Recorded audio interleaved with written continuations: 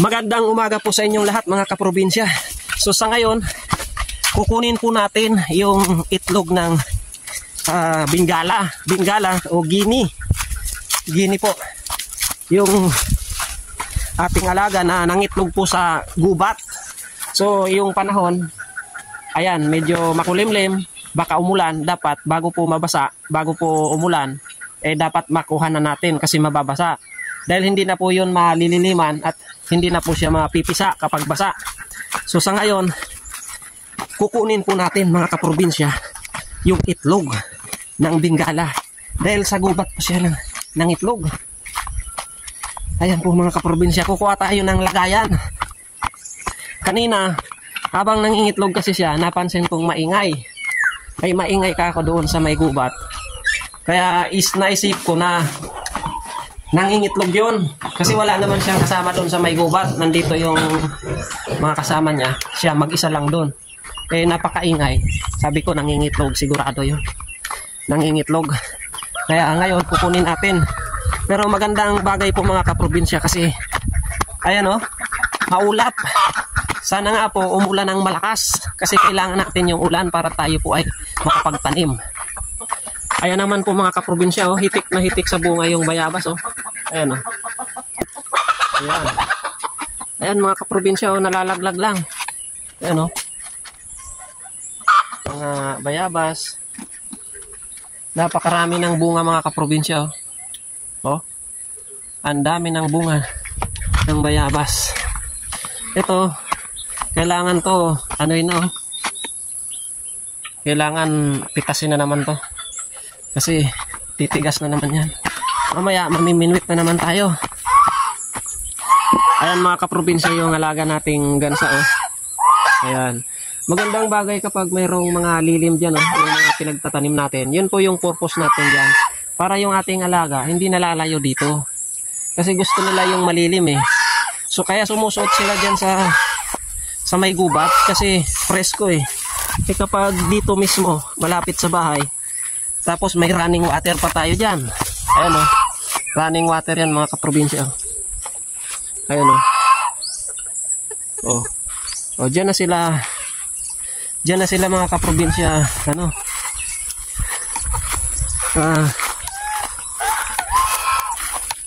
Ayan mga kaprobinsya o. Yung ating fish pan. Ayan yung yung running water natin. Ayan o. O.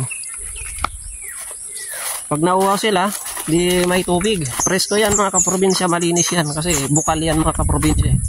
Kaya, eto, pupuntahan natin yung ano. O, kita nyo mga kaprobinsya, oh. Dito sa gubat. Gubat siya na ng itlog. So, ayan, puntahan natin.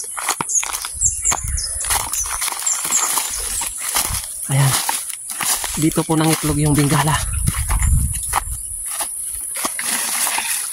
Ay hindi dito. Parang maliligaw pa ako dito ah. Dito banda yun ang itlog.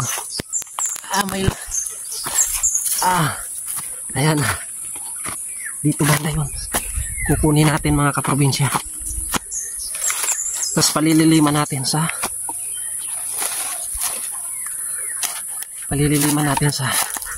ano? Ayan. Sa manok mga kaprobinsya. Ayan.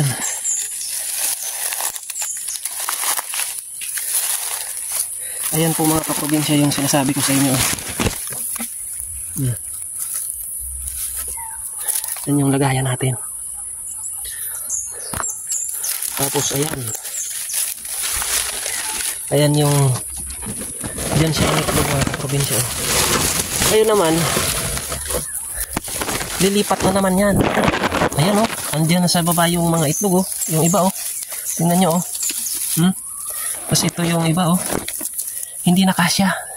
So bilangin natin. O isa. Dalawa. Tatlo. Apat. 5. 6. 7. O. 7, 8, 9, 10, 10, 11, 12, 13, 14, 15, 16, 17, 18, 19, 20, 21. Ayan o, bagong-bago to o. Kita mo mga kaprobinsya. Tas, alis na naman yan dyan. Lilipat naman siya kasi kinuha natin. Ayan na yung ulan mga kaprobinsya. O, saktong-sakto. Nakuha na natin. Ayan pa. 22. Mayroon pang itlog o. Ito o. No, sakto. Eh kung makuha ng aso, ubos. Yun yung ano, mga kaprobinsya. Disadvantage kapag dito siya ng itlog. Ayan, umuulan na mga kaprobinsya oh. Oh, sana lakasan ng ulan. Yan ang sinasabi ko, kung hindi natin mahanap to, sayang eh. Mababasa o kaya kakainin ng aso. Ayan mga kaprobinsya, lumalakas yung ulan. Bilisan na natin. Bago pa man nabasa. Ayan. Woo! Woo! Ayan, umuulan mga kaprobinsya. Kailangan makatawid na tayo. Ayan. Ayan. Mulan, ayan, yung at 22 pieces. Ngayon, maghanap tayo ng naglililim na manok. Dito naman mga kaprobinsya, may naglililim na, ayan o, pabo. Tapos ito, pabo rin. Pero ito lahat pabo.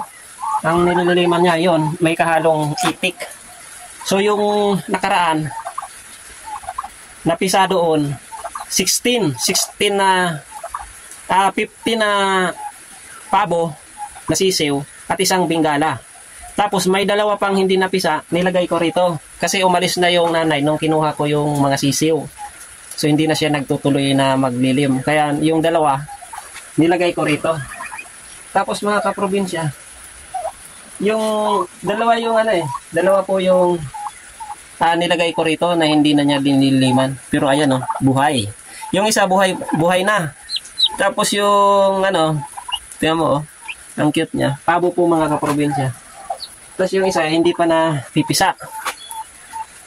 Ngayon, parami yung pabo natin mga kaprobinsya. Parami.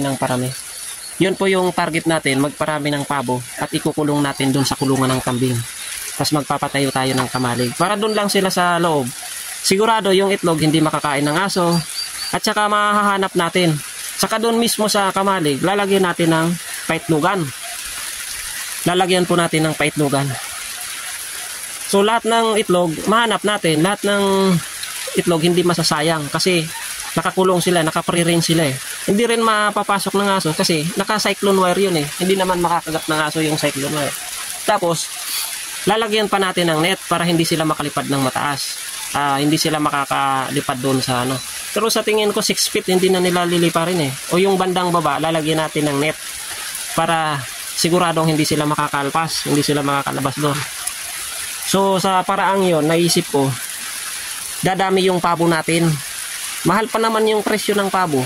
So pag marami na, kasi nung bumibili ako ng pabo, ang presyo nila 400, sa iba 500. Sabi ko sobrang mahal. Kaya ngayon naisip ko, nabuksan naman yung isip ko, magparami ng pabo. Eh kung yung pabo sa akin, presyoan ko lang ng 300 per kilo. Ngayon mga kaprobinsya, yung isang pabo is kung sa 300 ang kilo ko lang o 3.5 kilo kasi sa 3 kilo na yun eh, sa 3 kilo 900, pag 3.5 kilo 150 pa yun eh. Kahit pagpalagay mo yung isang pabo 3.5 kilo 1,000 ang per head. Kung mayroon tayong pabo na 3.5 kilo tapos may 30 heads tayo na ganun, ibenta natin, edi 30,000. Ganun mga kaprobinsya. Kailangan lang tayo ay magsikap talaga na makapagparami, mag-alaga. Gagastusan din naman natin. Una, yung cyclone wire. Ginastusan ko talaga yan. Tapos, magpapakamalig pa tayo. Siyempre, papakainin pa natin. Oh. Pero pag tuloy-tuloy yung pagdami mga kaprobinsya, napakaganda. Napakaganda kasi biruin mo yon, may 30 heads tayo, 30,000. Oh. Laking bagay mga kaprobinsya. Kasi nasa probinsya pa tayo, hindi naman dito, hindi naman magastos masyado dito. Dahil nga, halos hindi na natin binibili yung ating mga, yung tulad ng pagkain, di rin tayo nangungupahan. So, ayan mga kaprobinsya, good news kasi lumalakas yung ulan. Sana tuloy-tuloy na lakasan niya ng ulan para tayo ay makapagtanim ng mais. Ito naman po ay blessings na naman na galing sa Panginoon na ulan para sa mga farmers na katulad ko na umaasa sa ulan. Ay mga kaprobinsya, lumalakas yung ulan. Napakalaking bagay na umulan ngayon.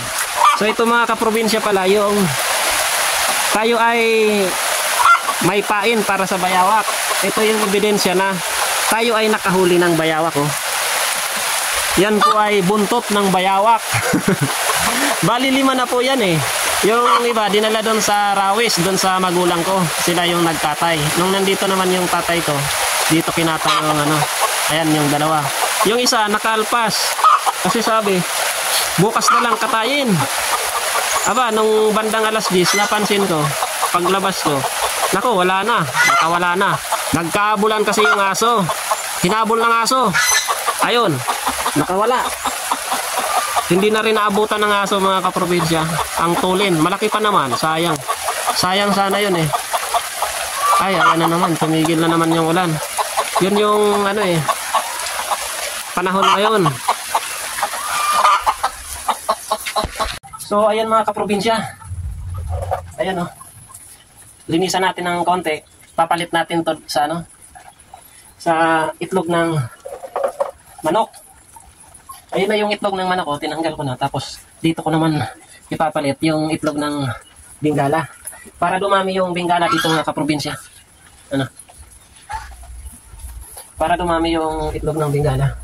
So medyo nabasa-basa kasi biglang umulan eh. Buti na lang napansin natin na doon nangingitlog.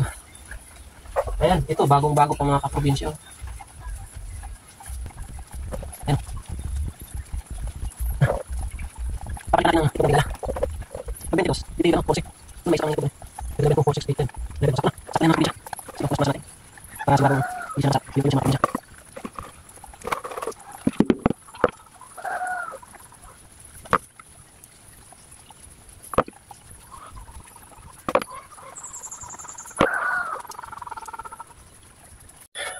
So ayan mga kaprobinsya, nailagay na natin doon, doon sa kanto, yung itlog ng Bengala. Pinalitan natin. Tapos ito yung itlog niya, oh. Fresh na fresh mga kaprobinsya, oh. Fresh na fresh po yung ano, itlog. Hindi pa to nalililiman kasi nga wawalo lang. Wawalo lang po. Pag mga 12 na yan, 12, 13. Ayan mga kaprobinsya, oh. Tapos hanap pa tayo ng manok doon sa kabilang pugad na naglililim kasi hinati natin yung 22 pieces. So pag 22 pieces, tig 11 sila, yun ang nililiman nila. So dito, alam ko meron naglililim dito mga kaprobinsya. Kanto merong naglililim, ayan o. Ayan, dalawa pa yung nangingitlog mga kaprobinsya. Naglililim na rin yan. Ayan o.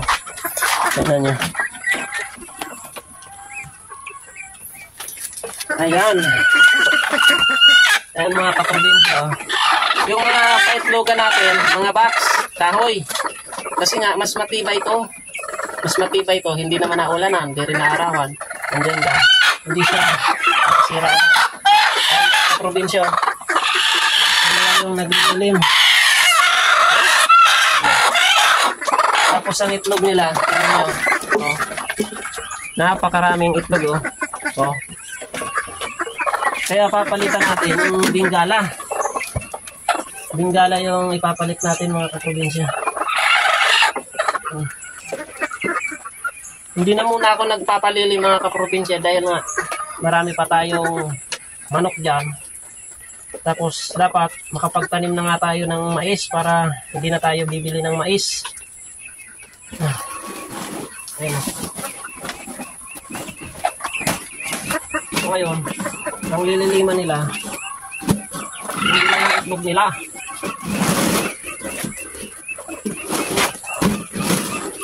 Itlog ng Bengala. Maghanap pa tayo ng itlog ng Bengala mga kaprobinsya. Ayan o. Ito good na good ito. Dami ito. Daming itlog. Ayan o, Bengala. 3, 6, 9. Okay, 9.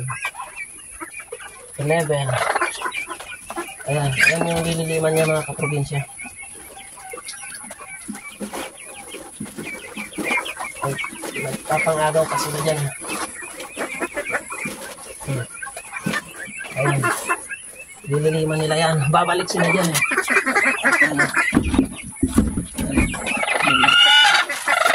Kasi yun, ang daming itlog. Ito, piprituhin na natin ito mga kaprobinsya. Ito.